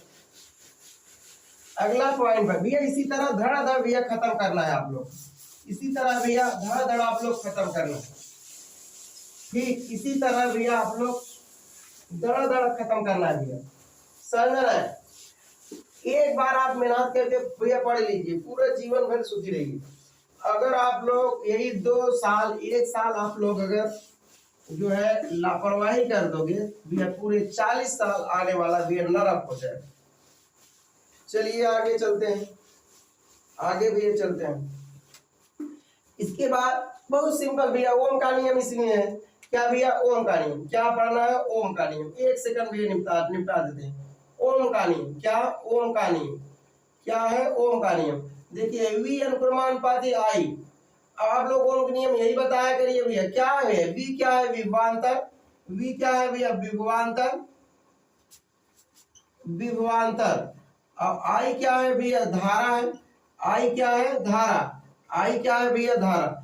V क्या है? विभवांतर। I धारा। और इसे अनुक्रमानुपाती कहते हैं, ये बीच वाले भैया अनुक्रमानुपाती कहते हैं, तो आप लोग जानकारी होगा। अब देखिए ओम का नियम जो क्लास 10 में दिया है, इतना लंबा चौड़ा टॉपिक दिया है, क्लास 12 में भी वही दिया है, तुम छोटा कर दिए हैं। देखिए किसी भी संधि पे देखिए आप लोग सिंपल में कैसे कहोगे? सिंपल पहले देख लीजिए, बड़ा वाला भी उसे नहीं याद होगा। अब यहाँ पर चालक के सिरों पर लगाया गया विभवांतर, V मतलब विभवांतर, चालक में बहने वाली धारा के अनुक्रमानुपाती होता है। इसका भैया अर्थ क्या है? जितना बैटरी में जितना तगड़ा चालक में भैया 2 सिरा होता है, एक सिरा यहाँ पर दूसरा सिरा यहाँ पर, 2 सिरा होता है। चालक के सिरों पर जितना तगड़ा आप वोल्टेज लगाओगे, जितना तगड़ा भैया मान लीजिए 3 वोल्टेज लगा दिए, 3 वोल्टेज का जितना तगड़ा भैया वोल्ट रहेगा उतना तेज इसमें चालक में धारा प्रवाहित होगा। इलेक्ट्रॉन भैया इसमें भरा रहता है जो चार्ज कहा जाएगा। चार्ज को इलेक्ट्रॉन को भैया धक्का कौन देता है? वोल्ट। जितना तगड़ा भैया ढकेलने वाला रहेगा उतना तगड़ा भैया धारा भैया प्रवाहित होगा। ये भैया ओम नियम बताए थे। अब आप लोग देख लीजिए ओम के नियम भैया बहुत इंपॉर्टेंट हो गया। अब बैटरी भैया देखिए इतना लोग हो गए भैया पढ़ लिख के भैया MSc BSc करके, जब लाइट लेना होता है तो भैया दिन को बाहर चेक करते हैं ना कि तगड़ा लाइट जल रहा है भैया धीमा चल रहा है, तो इसमें वोल्टेज देख कर लेना चाहिए। जितना जिसका वोल्टेज हाई रहेगा उतना तेज जलेगा। और उसमें भैया एक स्टिकर तरह इसमें दिया रहता है, इतना वोल्टेज का बैटरी इसमें लगा है, समझना ना। वोल्टेज देखते ही भी आप लोग समझ लीजिए। तो चालक के सिरों पर लगाया गया विभवांतर चालक में बहने वाली धारा के अनुक्रमानुपाती होता है। अब आप लोग भैया देखिए क्लास जो है 10th में जो आप लोगों को नियम पढ़े थे, यदि किसी चालक पर भौतिक अवस्था विशेषता पर कोई परिवर्तन न हो, चालक के सिरों पर लगाए गए विभवांतर चालक में बहने वाली धारा के अनुक्रमानुपाती होता है। इतना लंबा चौड़ा टॉपिक है, हम कह रहे हैं इतना बड़ा भी ना करके इतना बड़ी सब लोग काम चला लीजिए, क्योंकि इसका वैल्यू ही कितना 1 नंबर का इसका वैल्यू है, तो भी हम 10 नंबर कितना थोड़ी लिखेंगे। आप लोग वही करते चले आए।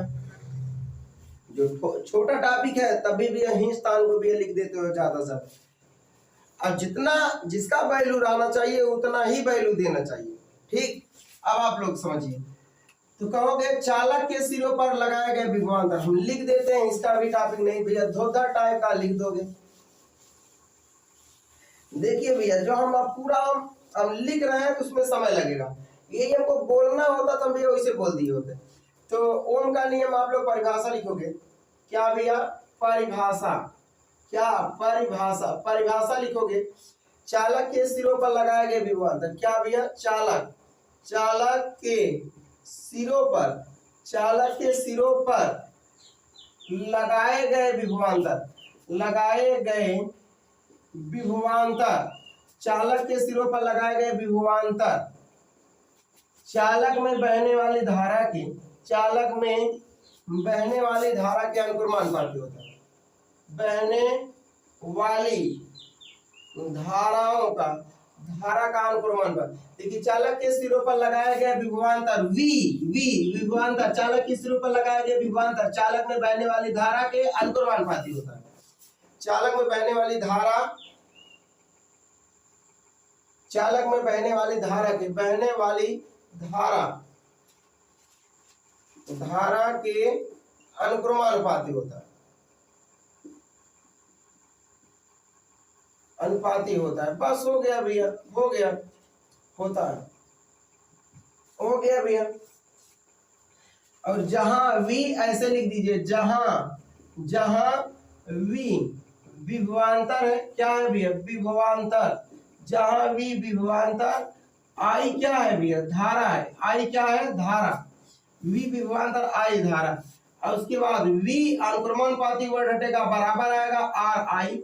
हो गया भैया, बात खत्म। क्या मतलब भैया, तू क्या भैया, अब भैया तू लोग अगर ढंग से नहीं पढ़ाई करेगा भैया कैसे होगा।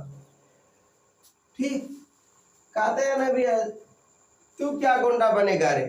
तो आप लोग पढ़ाई के क्षेत्र में भैया बोलते रहते हो, अरे भैया जिस रोड से आप गुजर रहे हो उसी रोड के हम भैया हवलदार थे, ऐसे बोलते हैं। कुछ बच्चे भैया तैयार नहीं किए रहते हैं तो हम पूछ रहे ओम के नियम, भैया ऐसे, मतलब बच्चा याद कर रहा है, याद कर रहा है। महापुरुष समझ में आया कि नहीं, वो सब भैया हम कह रहे हैं ना, जिस आप रोड से गुजर रहे हो उस रोड के हवलदार थे, तुरंत तुमको याद हो। कभी हेडिंग देखे नहीं है तो भैया कैसे याद हो जाएगा। अब भैया हेडिंग देखी नहीं कैसे याद कर लेंगे तुरंत एक सेकंड में, झूठी मोड़ डलाएंगे भैया, झूठ है, झूठो भैया डुलाते रहते हैं। अरे इस तरह से भैया बोलना चाहिए, किसी चालक पर भौतिक अवस्था विशेषता पर कोई परिवर्तन न हो, चालक के सिरे पर लगा गया विभवांतर चालक में बहने वाली धारा के अनुक्रमानुपाती, ओम के नियम हो गया। अगर आप लोग छोटा बताना है, चालक के सिरे पर लगाए गए विभवांतर और चालक में बहने वाली धारा के अनुक्रमानुपाती होता है। वी अनुक्रमानुपाती आई, चालक के सिरों पर लगाए गए विभवांतर, वी विभवांतर चालक में बहने वाली धारा के अनुक्रमानुपाती, जितना तगड़ा बोल्ड उतना तेज धारा प्रवाहित होगा, बात खत्म। वी अनुक्रमानुपाती वर्ड हटेगा, बराबर आएगा, उसके बाद आ रहा है, बात खत्म। क्या भी आप पढ़ाई करते हो तुम लोग।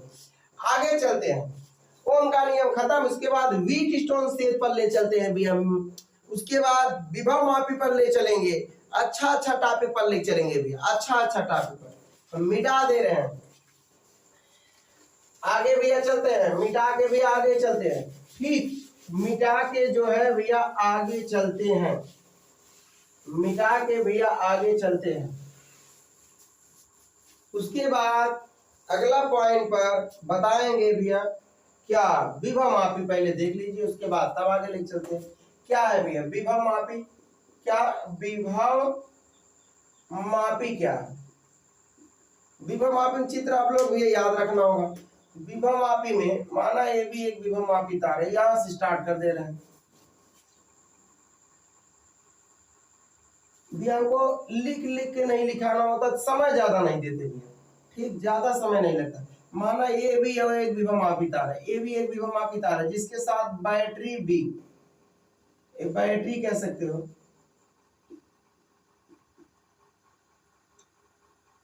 बैटरी भी, कुंजी के, उसके बाद कुंजी यहां लिख दे रहे हैं भैया, कुंजी, कुंजी के थोड़ा सा बढ़ा दे रहे हैं, ज्यादा सही रहेगा। और धारा नियंत्रक आरएच लगा होता है, ये क्या लगा होता है, आरएच। चलो यहाँ पर धारा नियंत्रक बना दिए, क्या बना दिए भैया, धारा नियंत्रक। धारा नियंत्रक, ठीक। ए भी एक विभव मापी तार है, यहां लिख भी दे रहे हैं, एक विभव मापी तार है, ठीक।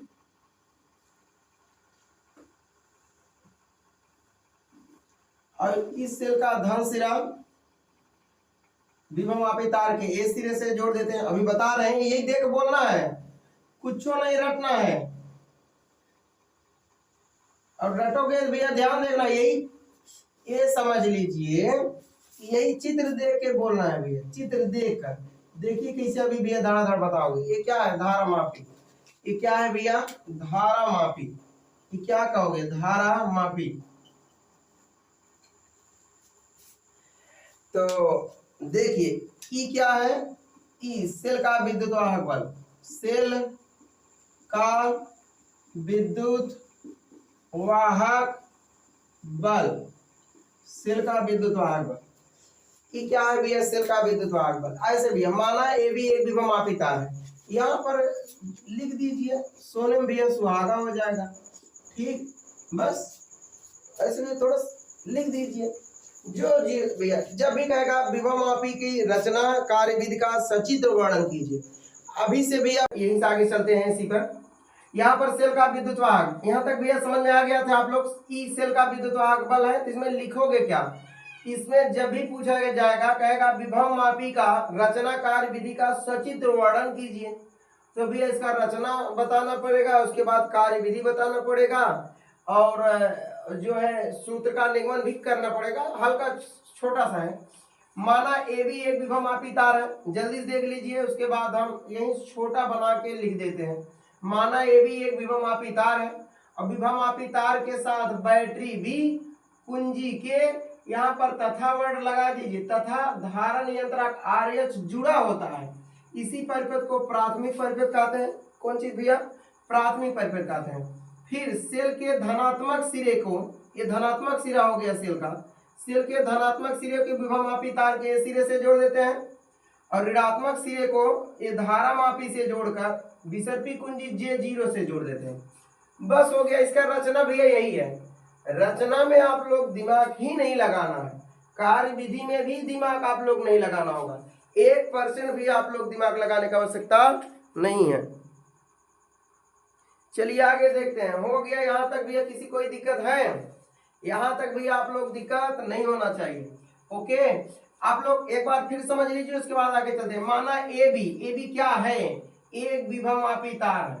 उसके बाद विभव मापी तार के साथ, इसी के साथ बैटरी बी, बैटरी पहले हिंदी आप लोग नाम लीजिएगा, तब बैटरी बी कुंजी के तथा धारा नियंत्रक आरएच जुड़ा होता है। इस परिपथ को प्राथमिक परिपथ कहते हैं, ऊपर वाले परिपथ को प्राथमिक परिपथ कहते हैं। फिर कहोगे सेल के धनात्मक सिरे को विभव मापी तार के सिरे से जोड़ देते हैं, और इसका ऋणात्मक सिरे को धारा मापी से जोड़कर विसर्पी कुंजी J0 से जोड़ देते हैं। और उसके बाद फिर कार्य विधि में आप लोग बताओगे, अब सेल से विद्युत धारा प्रवाहित करने पर विसर्पी कुंजी को बिंदु ए और बी को पर खिसकाने पर जिस बिंदु पर धारा प्रवाहित नहीं होता उसी को संतुलन बिंदु कहते हैं। तो भैया हम थोड़ा सा लिख देते हैं, ठीक, लिख देते हैं। इसी का भैया टॉपिक जो है हम लिख देते हैं, ठीक। यहाँ पर देखिए आप लोग क्या विभव मापी के बारे में आप पढ़ रहे हो, इसमें आप लोग रचना लिखना होगा। हेडिंग भैया लिखोगे रचना, रचना में क्या लिखोगे, माना ए बी एक विभव मापी तार है, माना ए बी एक विभव मापी तार है, विभव मापी, माना ए बी एक विभव मापी तार है, क्या, माना ए बी एक विभव मापी तार है, जिसके साथ कर दीजिए, या विभव मापी तार के साथ एक ही बात है, जिसके जो बोले हैं भैया वही लिखे हैं,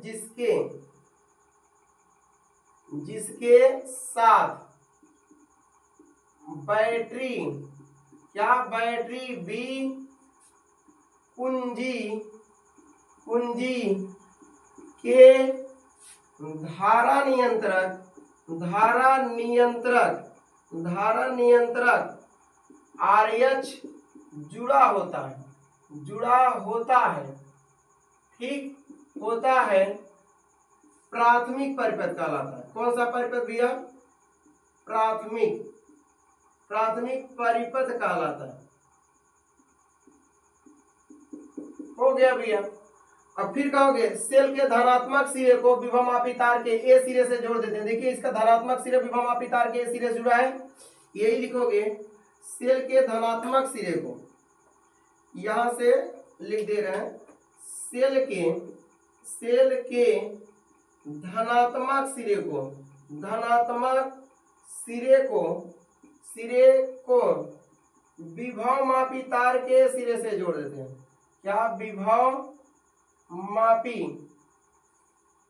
तार के ए सिरे से जोड़ देते हैं, ए सिरे से जोड़ देते हैं, ए सिरों से जोड़ देते हैं, सिरों से जोड़ देते हैं, जोड़ देते हैं। और उसके बाद सेल के ऋणात्मक सिरे को, सेल के ऋणात्मक सिरे को, ऋणात्मक सिरों को धारामापी से जोड़कर, धारामापी भैया चल ही नहीं रहा है जी, उतना बेटर नहीं चल रहा है जिस तरह चलना चाहिए। हम दूसरे भैया कलर से लिख दे रहे हैं, ठीक। सेल के ऋणात्मक सिरे को, सेल के ऋणात्मक सिरे को धारामापी से जोड़कर विसर्पी कुंजी से जोड़ देते हैं। भैया किससे जोड़ देते हैं? विसर्पी कुंजी, विसर्पी कुंजी J0 से जोड़ देते हैं, ऐसी तरह भी आप लोग कहना। इतना आप लोग लिख लेना। ये तो भैया रचना हो गया। अब इसके बाद हम मिटा दे रहे हैं, कार्य विधि लिखाएंगे। अरे भैया क्या रचना भैया, जिसका रचना में आप लोग बताते हो ना, देख लीजिए भैया आप लोग, एक मित्र, एक लड़का एक लड़की से जब बात करता है तो उसका रचना ही बताता है। आप बहुत सुंदर हो, आप कैटरीना कैफ की तरह दिखने वाली हो, आपका जो आंख है समझ में आया कि नहीं, बिल्ली की तरह है, ऐसे रचना बताया जाता है, ठीक। जो भी उनको समझ में आता है बोलते हैं, अब हमको दिए जो समझ में आया बोल दिए, ठीक। तो ये हो गया, मिटा दें हम, ये रचना हो गया। रचना आप लोग लिख लेना रचना। अब कार्य विधि हम बता देंगे, उसके बाद सूत्र निगमन करा देंगे, भैया खत्म। क्या है ये जो है खत्म हो जाएगा, ठीक। अब जो है ये समाप्त हो जाएगा, ठीक। रचना मतलब आप एकदम सेम भैया रचना। भैया एक लड़का जब दूसरे लड़की को भैया रचना बताता है ना, अगर उसका सही रचना बता देना, दोबारा बातें नहीं होगा, ठीक। तो डुप्लीकेट रचना बताते, यहाँ पर हम ओरिजिनल रचना बता रहे हैं। समझ में आया कि नहीं? ओरिजिनल भैया। तो कार्य विधि कौन चीज है? कार्य विधि। क्या? कार्य विधि। कार्य विधि में आप लोग कहोगे अब सेल से विद्युत धारा प्रवाहित करने पर, अब सेल से, अब गलत लिख दिए जल्दी। अब सेल से विद्युत धारा प्रवाहित करने पर, विद्युत धारा प्रवाहित करने पर, अब सेल से विद्युत धारा प्रवाहित करने पर अब सेल से विद्युत धारा प्रवाहित करने पर विसर्पी कुंजी को बिंदु ए और बी के बीच खिसकाने पर, विसर्पी, क्या? विसर्पी कुंजी को बिंदु, क्या लिखोगे? बिंदु ए से बी के बीच खिसकाने पर,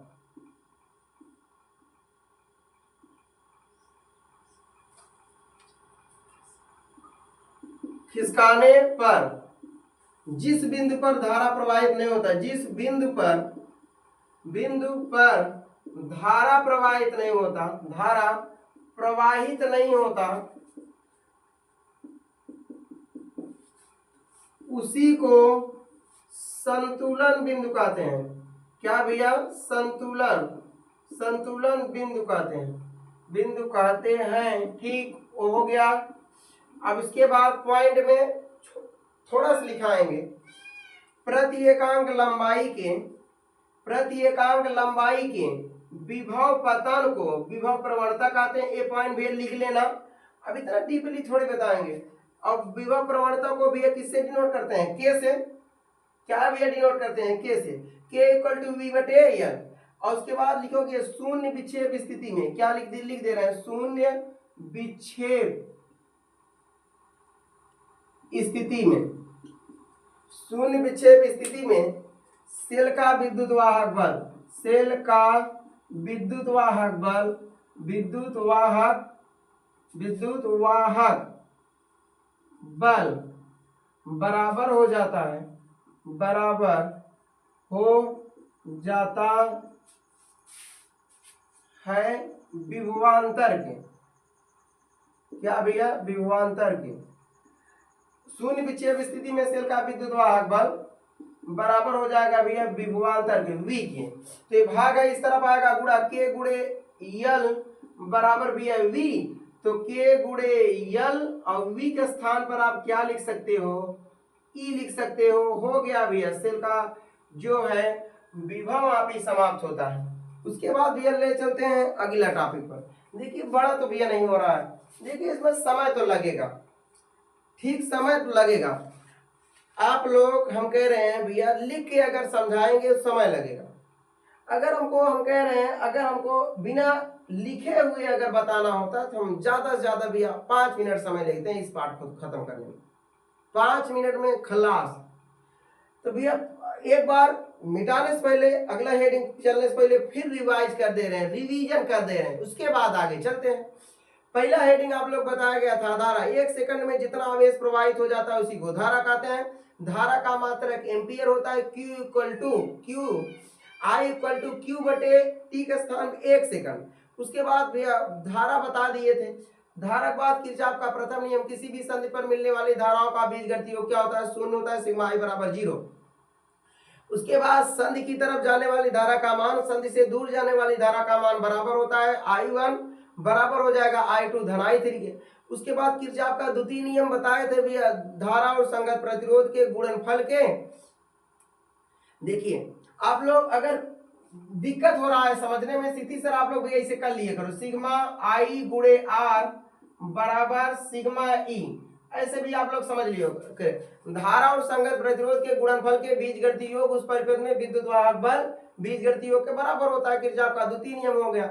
उसके बाद इस नियम को लगाते समय धारा की दिशा में धारा को चलने पर धारा और संगत प्रतिरोध के गुणनफल का मान धनात्मक होता है। धारा के विपरीत दिशा में धारा को जाने पर धारा और संगत प्रतिरोध के गुणनफल का मान क्या होता है? ऋणात्मक होता है। ये सब भी आप लोग बातें हम बता चुके थे। और उसके बाद अगला भैया पॉइंट पर बताया गया है विभव मापी। माना ये भी एक विभव मापी तार है जिसके साथ बैटरी भी कुंजी के धारणा यंत्र कार्य जुड़ा होता है। इस परिपथ को प्राथमिक परिपथ कहते हैं। ई वह सेल है जिस पर विद्युत वाहक बल ज्ञात करना है। एक पॉइंट नहीं लिखोगे तब भी चलेगा, इसे डायरेक्ट कर सेल के धनात्मक सिरे को विभव मापी तार के सिरे से जोड़ देते हैं, ऋणात्मक सिरे को धारा मापी से जोड़कर विसर्पी कुंजी J0 से जोड़ देते हैं। अब उसके बाद फिर सेल से विद्युत धारा प्रवाहित करने पर विसर्पी कुंजी बिंदु A और B के बीच खिसकाने पर जिस बिंदु पर धारा प्रवाहित नहीं होता उसी को संतुलन बिंदु कहते हैं। प्रति एकांक लंबाई के विभव पतन को विभव प्रवणता कहते हैं। K इक्वल टू V बटे जो है प्रति एकांक V बटे L, ये हो गया भैया। शून्य विक्षेप स्थिति में सेल का विद्युत वाहक बल बराबर हो जाता है विभवांतर के। ओम का नियम बताए थे। ओम का नियम भैया क्या बताए थे? ओम के नियम, यदि किसी चालक पर भौतिक अवस्था विशेषता पर कोई परिवर्तन न हो, चालक के सिरों पर लगाए गए विभवांतर चालक में बहने वाली धारा के अनुक्रमानुपाती होता है। V अनुक्रमानुपाती I, ये आप लोग भैया बातें बतला चुके हैं। या आप लोग चालक के सिरों पर लगाए गए विभवांतर चालक में बहने वाली धारा के अनुक्रमानुपाती है। V अनुक्रमानुपाती है, V इक्वल टू RI, बात खत्म। आगे चलते हैं भैया। देखिए इस तरह आप लोग भैया एकदम समझ लीजिए, नई कैंची की तरह जबान पढ़ाई में चलना चाहिए। लेकिन आप लोग भैया आज उल्टा हो रहा है भैया, जो है आप लोग झगड़ा करते समय एकदम नई कैंची की तरह चलाते हैं, और पढ़ाई क्षेत्र में एकदम भैया कोट कैंची की तरह भी नहीं चलता, जो कोठा जाता है कैंची उस तरफ भी नहीं चलता। ये आप लोग समझ लीजिए पढ़ाई क्षेत्र में भी है, इसे आप लोग आगे बढ़ेंगे। विभव मापी हो गया है। उसके बाद अगला टॉपिक पर भैया हम चलते हैं। विभव मापी के बाद व्हीट स्टोन सेट, कौन सा भैया? Wheat stone set. Wheat stone set के बाद हम ले चलेंगे भैया आप लोगों को कौन सा इंपॉर्टेंट पॉइंट पर भैया ले चलेंगे, माध्य मुक्त पथ क्या है, इलेक्ट्रॉनों के अनुगमन वेग अपवाह वेग क्या है, ये सब भैया टॉपिक पर ले चलेंगे। पहले व्हीट स्टोन से भैया निपटा लेते हैं, उसके बाद आगे चलते हैं। भैया व्हीट स्टोन से निपटा लिया जाए। क्या? व्हीट स्टोन से। व्हीट स्टोन से क्या है भैया? व्हीट स्टोन से, व्हीट स्टोन भैया से, ठीक। व्हीट स्टोन से क्या है? चित्र आप लोग बना के भैया उसी तरह बताना, चित्र देख देख बोल दीजिए। हम कह रहे हैं कौन जरूरत भैया रटने का, आप लोग रटने भैया ज्यादा अगर शौक हो तो भैया रट डालिए, हम तो कह रहे हैं मत रटिए भैया, ठीक। अब कहोगे गुरु जी कह रहे हैं रटने के लिए भी मत रटने के लिए, दोनों भी आप लोग मर्जी के ऊपर डिपेंड है, आप लोग मर्जी के ऊपर डिपेंड है। रटना है तो भैया रट डालिए, हमारा भैया कहा करोगे नहीं, ठीक, करोगे अपने मन के ही।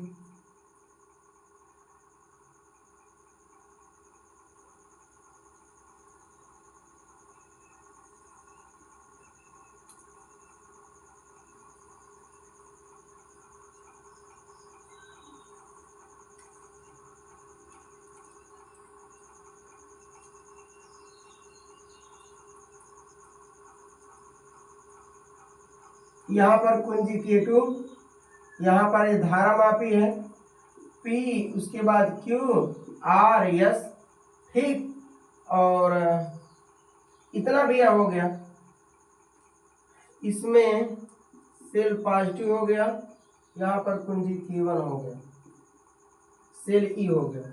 इतना तो आप लोग भैया, ये क्या है? सेल E1 है, ये कुंजी K1 है, कुंजी K1 है, और एक कुंजी K2 है, ये भी कुंजी है, और ये धारा मापी है। क्या है भैया? धारा मापी। यहाँ पर A और यहाँ पर C, यहाँ पर B, यहाँ पर D हो गया भैया। माना ये देखिए, इसमें भी आप बोलना क्या है पहले आप लोग समझ लो, उसके बाद आगे भैया टॉपिक पर ले चलते हैं।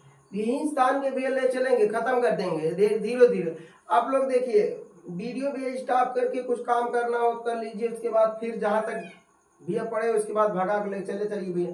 बार बार भैया इसी से एकदम लिपटे रहिए, चिपके रहिए, लेकिन इससे आप लोग दूर होंगे तो आपका भविष्य खराब हो जाएगा। हमेशा आप भैया जुटे रहिए, जितना हो सके भैया उतना समय दीजिए। चलिए, व्हीट स्टोन सेट में 4 प्रतिरोध होते हैं भैया। कितना प्रतिरोध लगा है? 1 2 3 4 प्रतिरोध दिखाई दे ही रहा। व्हीट स्टोन सेट में 4 प्रतिरोधों को श्रेणी क्रम में जोड़कर, कौन से क्रम में जोड़कर? श्रेणी क्रम में जोड़कर एक चतुर्भुज का निर्माण करते हैं। विकर्ण देखिए, ये विकर्ण भैया लगना क्या चाहिए? ए और सी विकर्ण बीच में जोड़ यहाँ पर लग गया है, इसके भैया बीच में लगना चाहिए, बीचवा में, बीचवा में। देखिए विकर्ण तो हम कह रहे हैं विकर्ण ए और सी के बीच, ए सी विकर्ण भैया बीच में रहना चाहिए, लेकिन वैज्ञानिक लोग भैया यहाँ पर कर दिए ताकि आप लोग अच्छा समझ सकें। विकर्ण ए और सी के बीच सेल ई, सेल ई कुंजी K1 जोड़ देते हैं। विकर्ण BD के बीच कुंजी K2 धारा मापी G जोड़ देते हैं। अब चतुर्भुज को इस प्रकार समायोजित करते हैं कि सेल से विद्युत धारा प्रवाहित करने पर धारा मापी में कोई विक्षेप उत्पन्न न हो।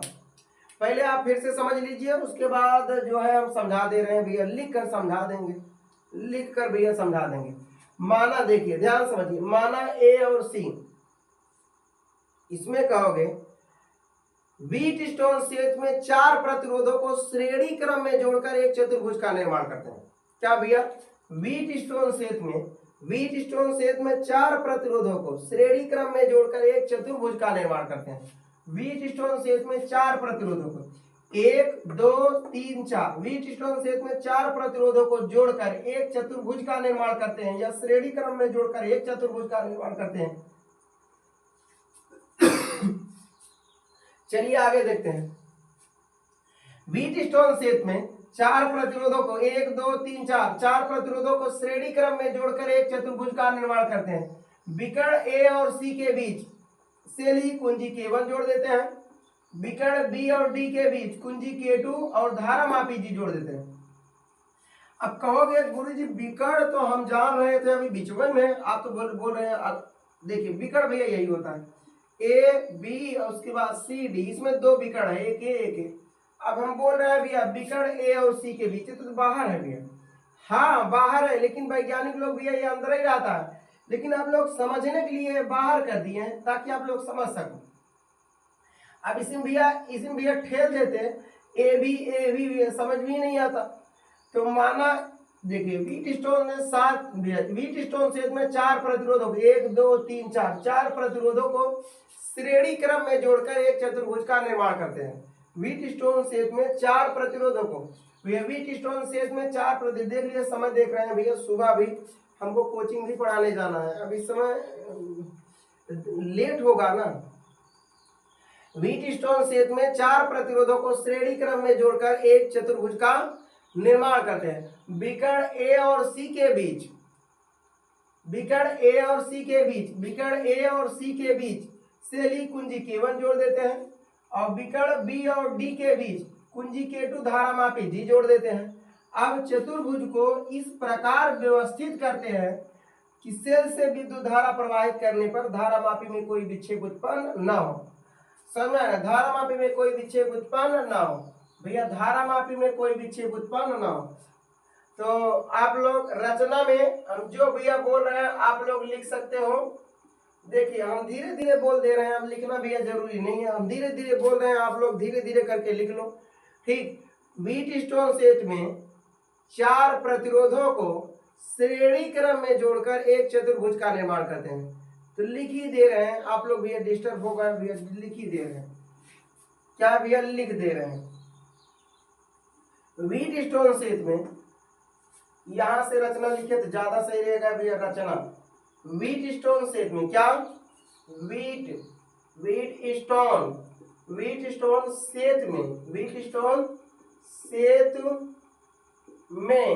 4 प्रतिरोधों को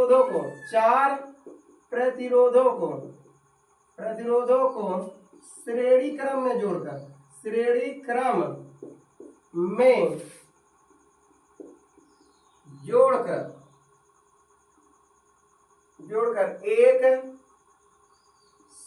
क्रम में जोड़कर एक समांतर चतुर्भुज का निर्माण करते हैं। समांतर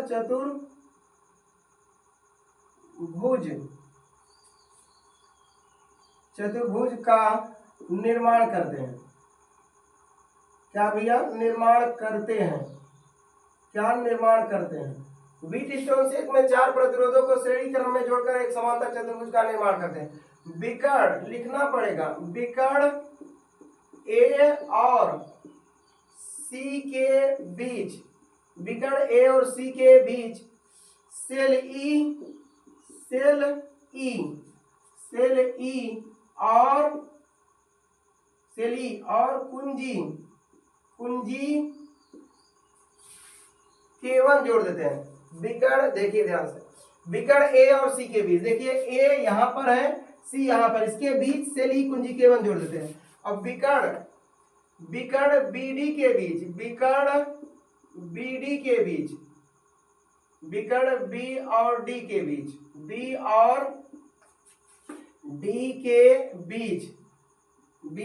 विकर्ण बीडी के बीच और कुंजी K2 धारा मापी जी जोड़ देते हैं। धारा मापी जी यहां पर धारा मापी जी जोड़ देते हैं।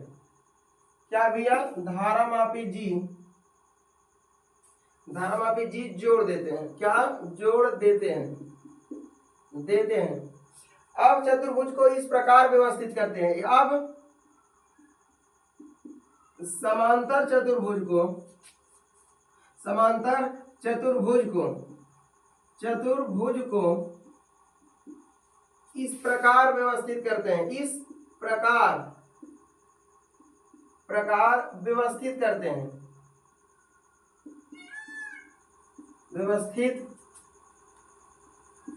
व्यवस्थित करते हैं कि सेल से विद्युत धारा प्रवाहित करने पर, सेल से विद्युत धारा प्रवाहित करने पर, विद्युत धारा प्रवाहित करने पर, धारा प्रवाहित करने पर, सेल से विद्युत धारा प्रवाहित करने पर धारा मापी में कोई विक्षेप न उत्पन्न हो, धारा मापी में कोई विक्षेप उत्पन्न न हो। क्या भैया? विक्षेप उत्पन्न ना हो गया यहाँ तक भैया। धारा मापी में कोई विक्षेप उत्पन्न ना हो। और उसके बाद देखिए, व्हीटस्टोन सेतु में 4 प्रतिरोधों को श्रेणी क्रम में जोड़कर एक चतुर्भुज का, समांतर चतुर्भुज का निर्माण करते। बिकड़ ए और सी के बीच शैली कुंजी K1 जोड़ देते, बिकड़ कुंजी K1 जोड़ देते हैं। बिकड़ बी और डी के बीच कुंजी K2 धारा मापी G जोड़ देते हैं। ठीक, यहाँ पर लिख दिया है। अब चतुर्भुज को इस प्रकार समायोजित करते हैं या व्यवस्थित करते हैं कि सेल से विद्युत धारा प्रवाहित करने पर धारा मापी में कोई विक्षेप उत्पन्न न हो। ये आप लोग लिखना होगा, P और Q बराबर RS। चतुर्भुज के किन्हीं दो प्रतिरोध का अनुपात, चतुर्भुज के किन्हीं दो प्रतिरोध का अनुपात शेष बचे 2 प्रतिरोध के अनुपात के बराबर होता है। तो PQ बराबर RS। इसके बाद इसका भैया सूत्र का निगमन है। क्या है इसका सूत्र का निगमन है? और देखिए, अब हमको भैया जो है कोचिंग पढ़ाने जाना है, तो समय लेट हो रहा है भैया, हम उसके लिए सॉरी चाहते हैं। इसी वीडियो में पूरी तरह से विद्युत धारा समाप्त नहीं हो पाया, तो हम इसमें हम लिख देंगे इलेक्ट्रिक करंट पार्ट 2 में आप लोग जाके देख लीजिएगा। और उसके बाद भी आप लोग इलेक्ट्रॉनों का अनुगमन वेग, माना चालक तार की लंबाई L है, उसके अनुप्रस्थ काट का क्षेत्रफल A है, और जब इसे बैटरी से जोड़कर विभव दिया जाता है तो ऋण सिरे से जो है धन सिरे से ऋण सिरे की तरफ इलेक्ट्रॉन गमन नहीं कर पाता, बल्कि ऋण सिरे से धन सिरे की तरफ एक नियत वेग से गति करने लगता है। इस नियत वेग के इलेक्ट्रॉनों का अनुगमन वेग कहते हैं। उसके बाद माध्य मुक्त पथ क्या है? इलेक्ट्रॉनों के 2 टक्करों के बीच इलेक्ट्रॉनों द्वारा तय की गई दूरी को माध्य मुक्त पथ कहते हैं। उसके बाद श्रांति काल क्या है? श्रांति काल भी जो इलेक्ट्रॉनों के 2 टक्करों के बीच चलिए तय लगे समय को श्रांति काल कहते हैं। जल्दी भी बता दे रहे हैं, और लेकिन यहाँ से इसी से भैया फिर स्टार्ट करेंगे नेक्स्ट पार्ट में, पार्ट 2। कौन सा? इलेक्ट्रिक करंट पार्ट 2 में आप लोग देखिए, उसमें भी पूरी तरह समाप्त कर देंगे। उसके बाद फिर अगला जो है लेके चलेंगे। देखिए, हम निरंतर भेजते रहेंगे, आप लोग निरंतर 1-2 घंटा समय निकाल के देखते रहिए, तो आप लोग भैया जीवन से जुड़े रहिए। हम तो कह रहे हैं जब पढ़ाई से जुड़े रहोगे भैया, जीवन आपका अच्छा रहेगा, जीवन से आप लोग जुड़े रहोगे। तो आज के लिए भी इतना ही।